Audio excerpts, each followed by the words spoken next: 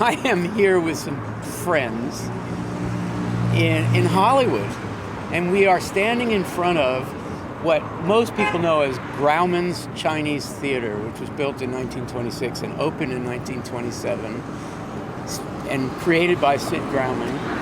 And from today's point of view, there's all kinds of problems with it. It's owned by some corporation now, and it was part of what was called a kind of exotic revival, clearly Orientalist.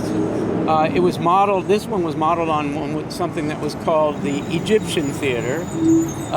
The architecture, shall we say, and the design, shall we say, imprecise.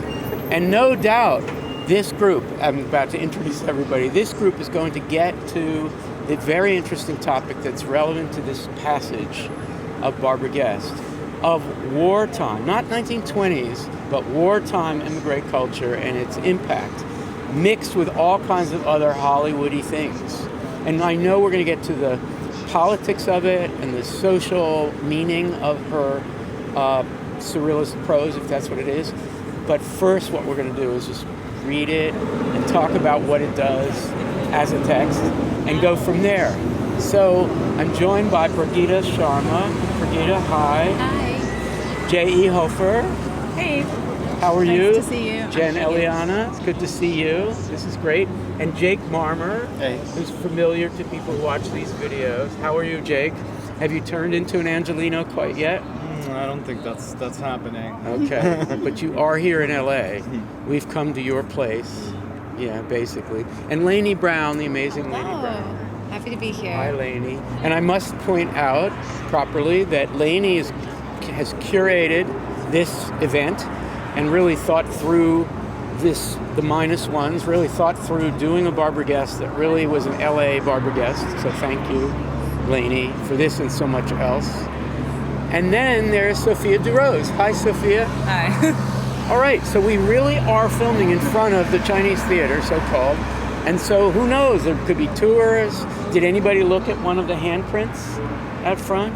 J.E., what did you see? Well, Prageeta and I are working on a collaboration around a possibly disinterred ghost of a hoax. And I'll leave it at that.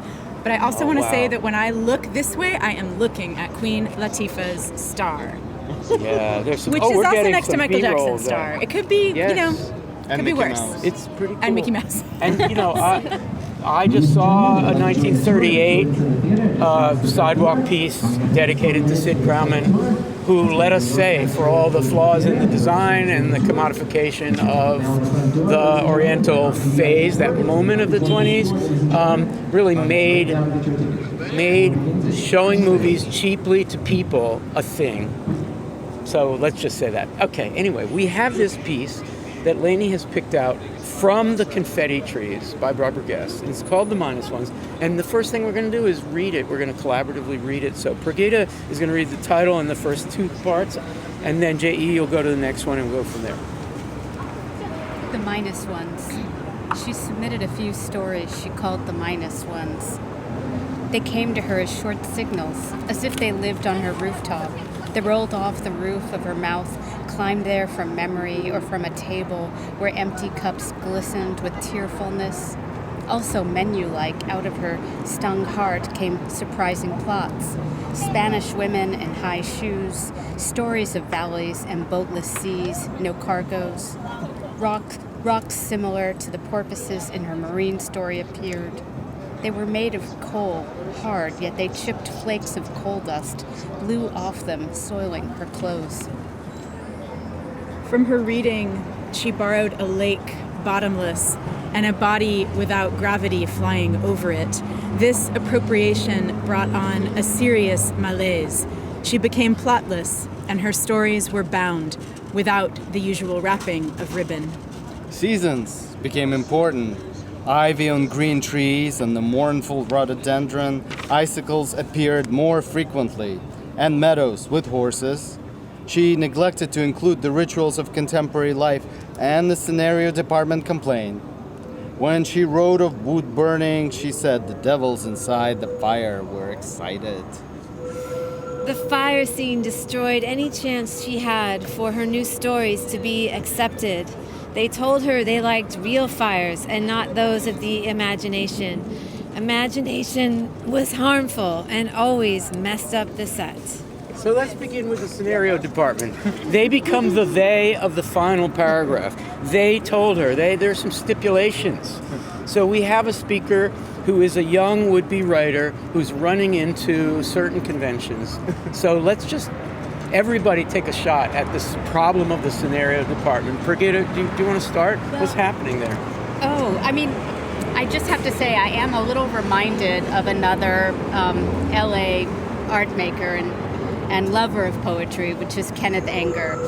And to think about Kenneth Anger always kind of mediating the imagination and the scenario department. The scenario department, and perfect. I'm thinking about, I think there's a conversation between them here. Definitely.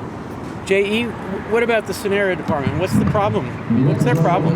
Well, I'm also going to take a slight left turn from your We question. should probably go on the tour. There's a tour starting. No, let's No, not. we're good, yeah. It's the scenario department. Oh, I think it's a distant cousin to the scenario department. So where I landed in this final stanza was actually, or paragraph, whatever it is, was thinking about the interrelationship between imagination and mess. Yes. And that imagination messes up the set. And it also made me think of another artist. I was thinking about writers who are from Los Angeles or who grew up in Los Angeles and now may be elsewhere. And I brought a couple of books. I brought some friends with me, and the mess that I was thinking of was Douglas Kearney's Mess and Lots Mess of time and. in LA, yes. And there's a lot of shit going on in this book, and I use that term purposefully, that makes me think about the ways that mess and imagination get in each other's way and also compost into each other and foment And your each other. point, I think, J.E., is that there's an LA specificity to this. Well, there's a way that the scenario department might want us to clean up our messes, Right. And LA makes that impossible. Jake, a Good way. perfect setup. What's the story with the scenario department? I mean, you have the same kind of trouble with the scenario department, don't you? Yes. The internal scenario department, the bureaucratic scenario department, there are like layers here that are bleeding into each other. Imagination, mythology, etc. versus life, etc. So life and the imagined piece, and then there's like suddenly intervention from scenario department. Whoever they are, whatever it is, it's just like as left turn. Laynie, I'm going to be faux naive for a second and just say that, real fires, you'd think that Hollywood making movies, they'd be all about real fires and not imagined fires. So there's something deeply wrong with the making of films or the telling of stories. That's right. And one of the things is that everything is a prop. Mm-hmm. What's real and what's faux is something that is throughout the piece. So the first thing that I think through the scenario department is there's no such thing as a scenario department. It's all, it's invented, but it represents this pressure to conform and to assimilate and to be made fake for entertainment purposes. Lovely. Let's hold on to assimilate, because when we start to talk about the preface and the World War II context of the memory of presumably this young speaker who at the time is just starting to be a writer, let's come back to that. Sophia, okay, let's talk about the speaker. Young writer, starting to write stories. Tell us about this person as we know just from the text. I was really drawn to two phrases that she uses, or they use to describe them, like the men you like out of her stung heart and becoming plotless. I feel like these are like, it's language that is transactional. There's like this expectation of consumption. There's an expectation of digestibility. But the plotlessness also makes me think of like this dissolving physicality, and like what do you do with like real versus fake if you're like not in your own body? I feel like there's a lot going on in those kinds of words. That's beautiful. Prageeta, let's talk in the simplest, nothing simple about this, but in the most basic way about this character. The appropriation, her own technique that she's coming upon, causes a malaise. She's depressed. Then semicolon, it seems like the plotlessness almost is a result, almost a further resistance on her part. She's she's beginning to experiment with what might be called an experimental or avant-garde story writing. And it seems almost in response to her own appropriation and the depression that comes of it. I mean, I like thinking about mid-century ideology, and to think that avant-garde positions are ones that are an attempt to really embody an ideology. So the plotless is so interesting. It's like a way to react and a way to occupy such a kind of fake or false space. Though, of course, it has its costs, which is depression and malaise. Depression also, but also the fact that she's probably not going to get any of these stories accepted. Yeah. Who wants to pipe in? I mean, this person is emerging as an artist and knows right at the beginning that her tendency is going to make it hard. At the beginning, she submitted a few stories, meaning she wants them to be published. Ladies and gentlemen, I can hop in right after the section that you were just pointing Prageeta toward is the phrase "seasons become important," almost as if in response. And so a lot of people like to speak negatively about Los Angeles without knowing anything about it. And one thing that people often say is like, "Oh, there's no seasons there. It's so sad."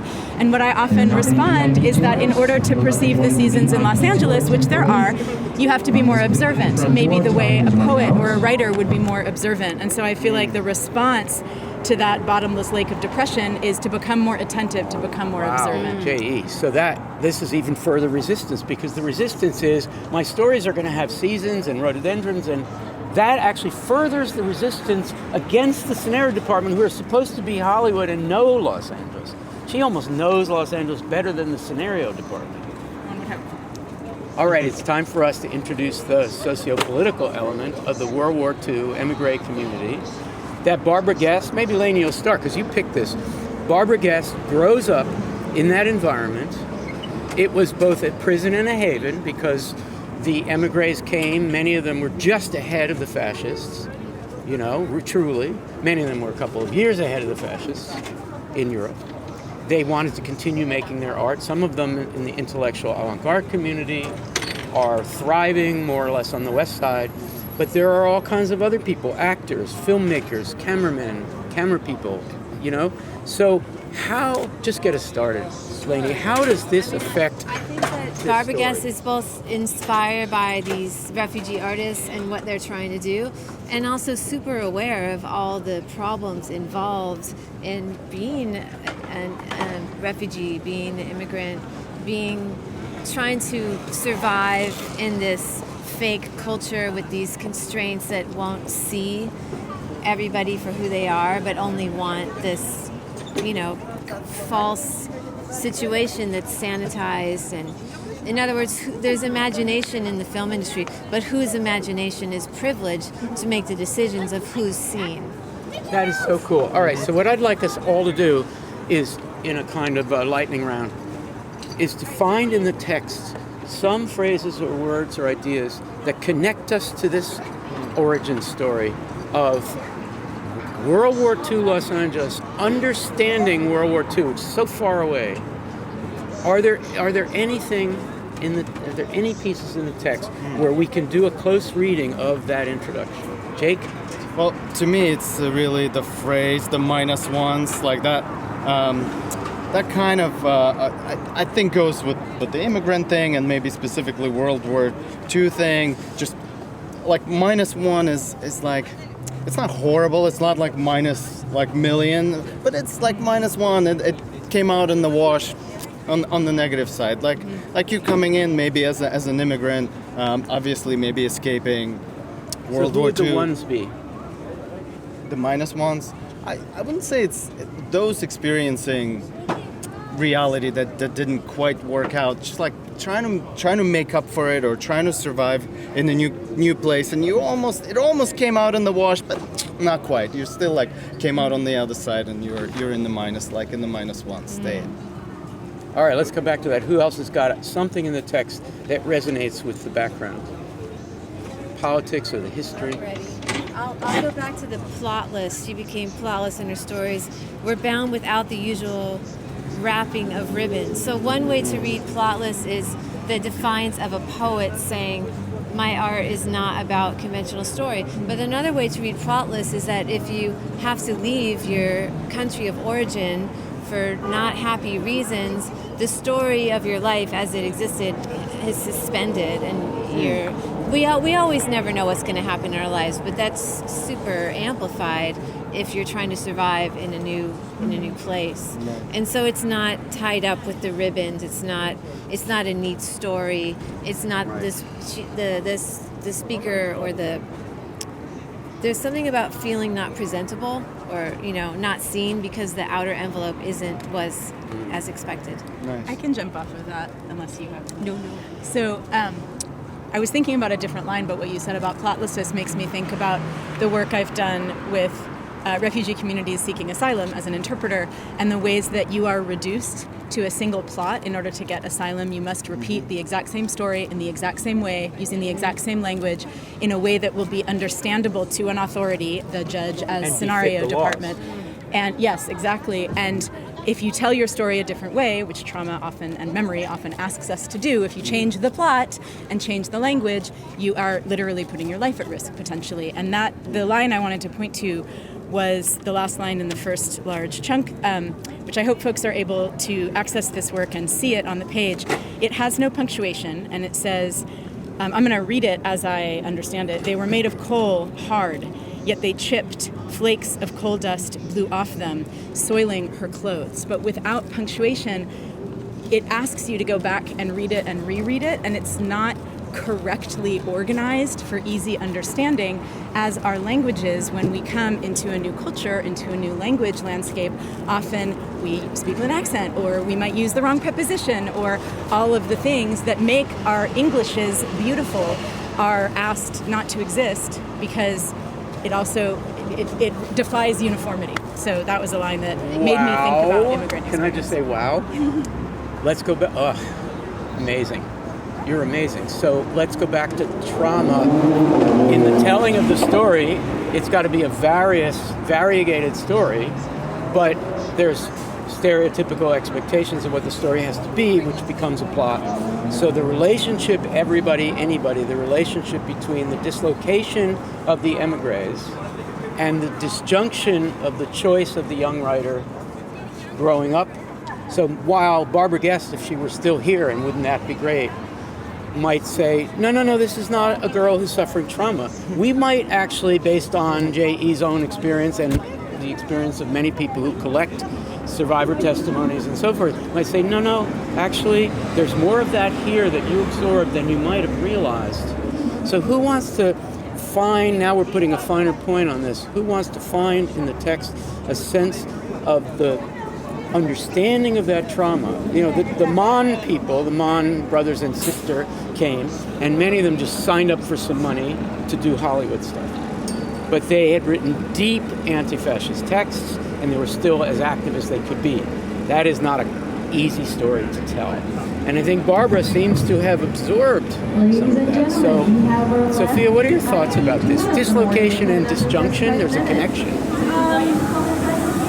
I guess I was looking at just before the scenario department comes in, she neglected to include the rituals of contemporary life. And I think contemporary is interesting, ritual is interesting, because when you're disrupted, like when your life is disrupted, the so-called necessary moments of like a contemporary life seem much less necessary, and survival is actually like the more necessary aspect of your day-to-day existence. And that looks different than what someone wants to see, because no one wants to view something that makes them uncomfortable or that makes them like a witness to something that they're not prepared to witness. Prageeta, your thoughts? Yeah, I mean, I've just been taking everything in, and I keep returning to the stanzas starting with, or the paragraphs starting with seasons. But I've been thinking about the kinds of poetry that were written at that time, and there's a connection between how staging and the genre of film also speak to the genre of poetry, and the problem of possession. And I think about I think about refugees and also kind of a colonial perspective on possession. So she makes a point of things not being possessed by, say, the scenario department. Let's say, like, I think about the pastoral poem or the nature poem. I think about the Western and how, how it's kind of possessed by the camera. It's possessed by an idea of tradition. And so she refuses that reception by saying that they're important in how they're being seen, but hers is more occult. Hers is more pagan. Hers is kind of trying to decolonize the idea of possession of both the natural world and the sites of the scenario department. Wow. Thank you. That's amazing. Jake, I know you have something to say. Well, I'm part of just hearing you say that. It makes me think of the way she's using free association, maybe to get away from the scenario department again, right? So they lived on her rooftop, they rolled off the roof of her mouth, right? So she's taking these leaps that are kind of counter the scenario department narrative. The occult part also, the second paragraph there, lake bottomless and the body without gravity flying over it. This is kind of like a riff on Genesis' first line, right? The deep and the waters and the spirit, right, hovered over it. But she's taking it into some other appropriation, broad, serious, Malay, plotless. Like, that's not a plotless text necessarily, but she's taking it in that direction. She's completely turning it around. Yeah. The appropriation of Genesis, but also the appropriation later by an older writer who's remembering a younger writer who's surrounded by the World War II surrealists. That is a surrealist Genesis. And the other thing I read there is, when I read Lake Bottomless, in the context of Los Angeles, I think about lakes like Lincoln Park or like Echo Park Lake, which are very bottomed. I mean, we live in a channelized, we channelize our water in Los Angeles, or we try to, usually happily failing, but also the idea of a body without gravity flying over it reminds me of sort of early film tricks where it would look like magic, and these sort of like early ghostly camera apparitions, which then takes me back into the film industry and sort of all of those things layered over each other. Laynie, you know well the barber guest who emerges from the figure being remembered, traumatically or not. So this is a coming of age as a writer story, portrait of the young writer in Hollywood or the young writer in LA. So how does this connect or help you understand the barber guest that you know from the other poems? It's a very tough question. Well, I just think you could say it's self-sabotage to submit a story that you know is not going to work, but or you could say that's not who I am. I'm not going to be defined by an industry that stands for something that isn't who I am. So I think it's the birth of the poet, that defiance, that refusal to fit in the box, to try to aspire to be this thing that fits in the box. But it's complicated because there's still admiration for, and affection for film and cinema and all of these artists and the stories that did get made, and hopefully more and more will be made, even though it's still such a mess. Defiance, I'm going to say. Poet is defiant. I'm going to assume, possibly wrongly, but possibly correctly, that everyone in this semicircle here has had the initial experience of the serious malaise that comes from resisting what parents and well-meaning family members and friends, oh, you have such a talent, plot should come out and the scenario department's going to love it, right? Yeah. And this is all affection. I'm never going to get rid of the World War II context because that is just an obsession of mine. And what J.E. was saying about the connection possibly to the testimony of something that was difficult and having to report it in a way that conforms to the law so the law can help you. But leaving that aside, I think this is a story for all time, for all of the people who worry about the minus ones. She herself is kind of a minus one here. So I'm inviting anybody to speak either about the community of people who form these resistances or grow up into them, or your own experience. Could I just say one thing about the minus ones. It is a kind of manifesto poem where minus ones really exists in its own, with its own agency. It's submitted, but we actually don't know what it's submitted to. Let's hold off in advance my question about our own experiences and go with that. So let's riff on minus ones. So that actually links directly with what I was going to say in response to your questions. I'll bring you back you're in, doing Al. you must be a teacher. You're doing an amazing thing. I'm mostly a learner. You're but I taking also a question that's not well timed and connecting it to a really brilliant comment. I'm a time traveler, is what I am. Oh, even better than teacher. One of the other friends that I wanted to bring in is Khadija Queen, also originally from Los Angeles, no longer living here. This is her amazing book called I'm So Fine. And the reason that I want to bring this book up right now, I tried to look for a short poem to read to you, and I was like, I'm going to have to read the whole book aloud, and that is going to make this last way too long. So get it, read it, engage with it. The reason I wanted to bring this up is that, so in multiple ways, Khadija Queen could be considered from the scenario department's perspective, a quote-unquote minus one. And also, these are tales of the speakers, we assume Khadija's, but we're not sure, early life in Los Angeles, having star sightings and being sighted and physically admired by multiple, usually male gazes, told in a completely strong yet utterly plotless narrative in a way that almost, I have no idea if Khadija was thinking about Barbara Guest or not, but it almost feels like a response to the minus ones can have their say, we can have a body and exist in language, and we can tell our stories without conforming to your colonialist ideas of what plot is supposed to be. So the dislocation that in the background here becomes an actual migration from war-torn Europe, etc., is an internal thing, it's an aesthetic thing, it is something that all of us can connect to. I really love that. And have agency to respond to. Which is what she's forming here in an early sort of way. Jake, the minus ones, you started on that before. Keep going. I mean, you were pretty light on the minus ones. I think it's a bigger minus. It's more than, well, the lost question... ones, the gone ones, the dislocated ones, the ones that I speak for who've disappeared into the scenario department. Well, the question is it minus ones or is it like minus one versus minus two, minus three? Like that's the way I read it. It's just like, I see. Yeah, or is it like somebody who is completely always in the negative, always in the minus? I guess that the immigrant experience or the refugee experience is always a gamble. You're coming in a deep minus, and the gamble is that somehow it's gonna work or it's gonna redeem itself, but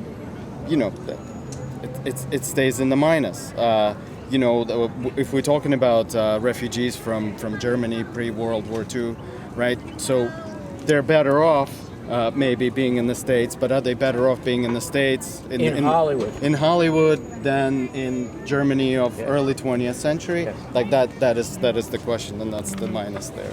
Let's go around for final thoughts. They're not going to be final, but just something you wanted to say in this conversation and haven't had a chance to yet, and we'll see where we are after that. Do you have something, Sophia? Yeah, sure.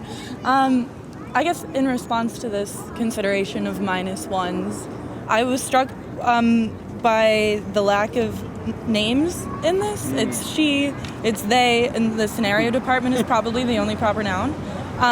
And I'm literally standing next to like Mickey Mouse. And so it makes me think like who gets to become a symbol of plot, who is allowed to reorient how important plot is and what kinds of plots are recognized as knowable.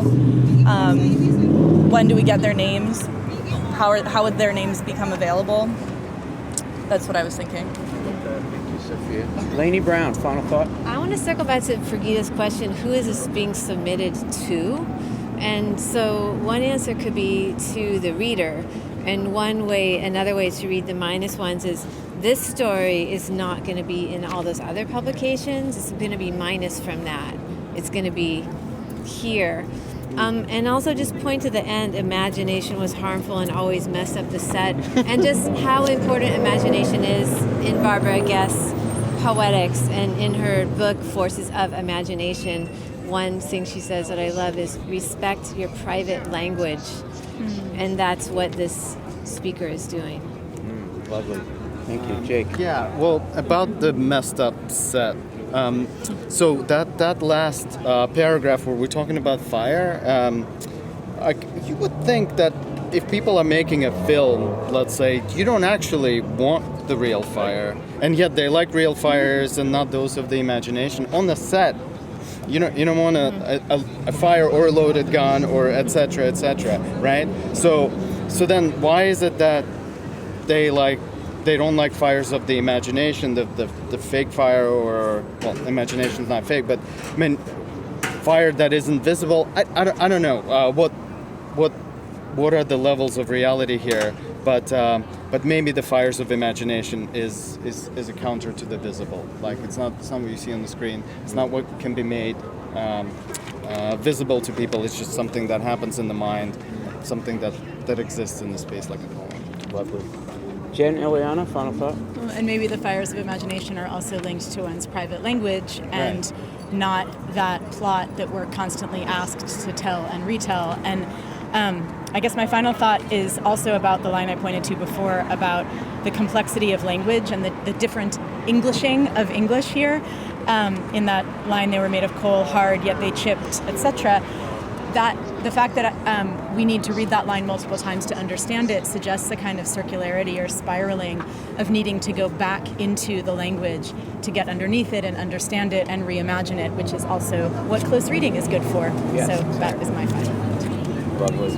Prageeta? My final thought is I've just been thinking about description and mimesis and how she refuses kind of the representation that she's having to, be required to think about from the scenario department, but she keeps reiterating new description, new ideas that foreclose realism or fake realism.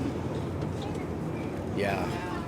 I have two quick final thoughts. One's a shout out, another name, in the spirit of Jay East, adding a kind of anthology reading list to this topic, which is so vital.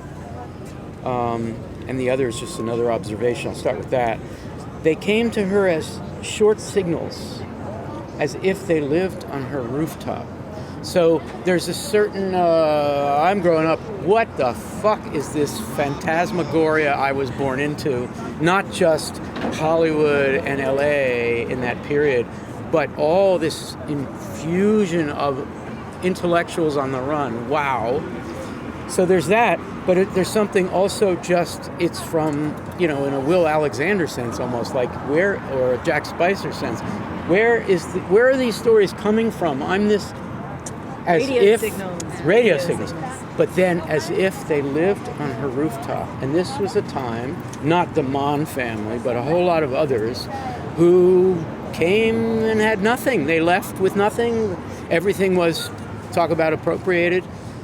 They were probably sleeping on couches and maybe even on rooftops because the weather maybe permits it. And I think that's where she found her signals, from a certain unhousedness of that moment, And the second is just a shout out. Parker Tyler, who was quite young, did not come from Europe, but because of the restrictions on his gender identity in the East Coast, and I think he was also from New Orleans, he came to LA. He famously found Charles Bolton House. They were together from 1945 until the 90s or something. Parker Tyler was a surrealist poet, Granite Butterfly. He edited, with Charles Henry Ford, he edited the LA-based surrealist wartime magazine and post-war magazine View. And he had so much to say about Hollywood on the surrealist side. And the book that I recommend is The Three Faces of Cinema. I think that's what it's called, from 1960. A complete Guestian retelling of where film came from. So, J.E., I mentioned the unhousedness of the people living on the rooftop, and I know before we started filming that you've been resonating with some of the thinking you've been doing about that. Can you tell us briefly how that connects to your sense of this piece? Sure, although it connects more, I need to think for a moment about that. It connects more to my sense of this place. So we're in Hollywood, as I'm sure is fairly clear from what y'all have captured on your camera. There are many tourists walking past. Like actually, people have been taking photographs of us as if they think we're like filming something. I suppose. You look like a star. You got the glasses. I know, that's right. It just takes a little sparkle to make anyone look like a star.